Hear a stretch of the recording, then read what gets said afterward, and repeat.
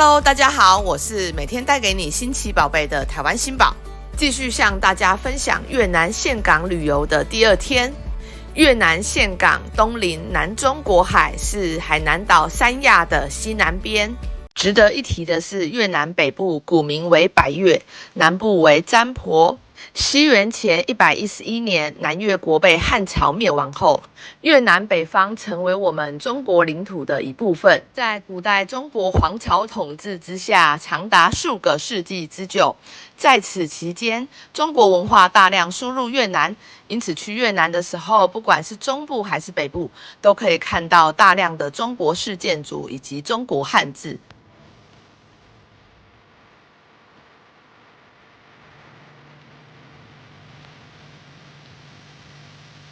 越南中部有三大世界遗产，分别是古都顺化、皇城、惠安古镇、美山圣地等。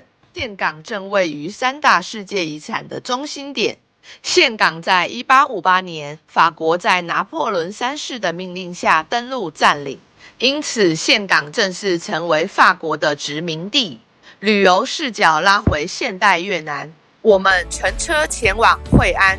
住的饭店挺不错，早餐都有著名的越南河粉以及各式的当地热带水果。由于越南曾是法国殖民地，因此饭店早餐都备有法国面包。第二天，我们漫游惠安嘉南岛，搭乘传统竹筒船以及热钓螃蟹。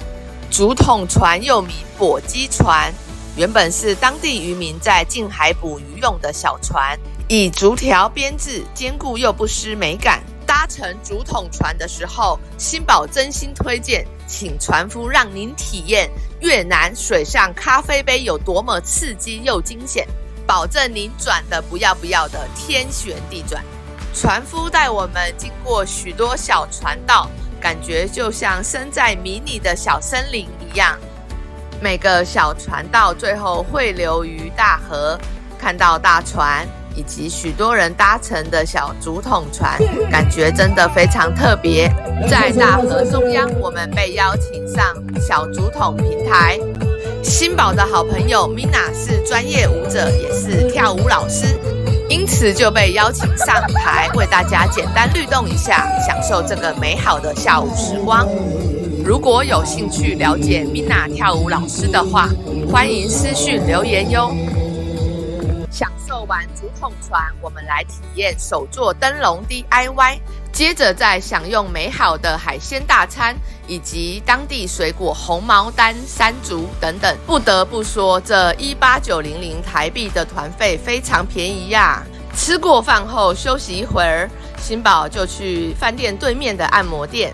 东南亚的按摩都相当便宜，1个小时大概350台币，也就是80元人民币左右。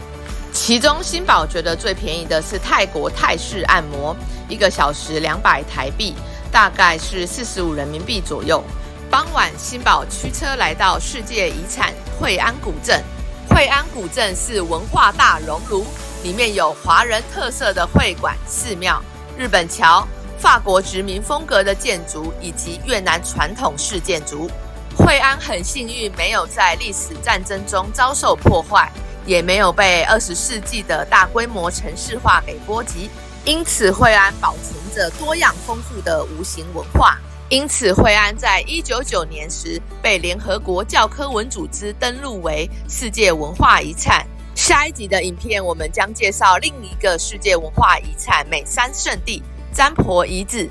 如果喜欢新宝的影片，请点赞收藏，新宝带你发现新世界。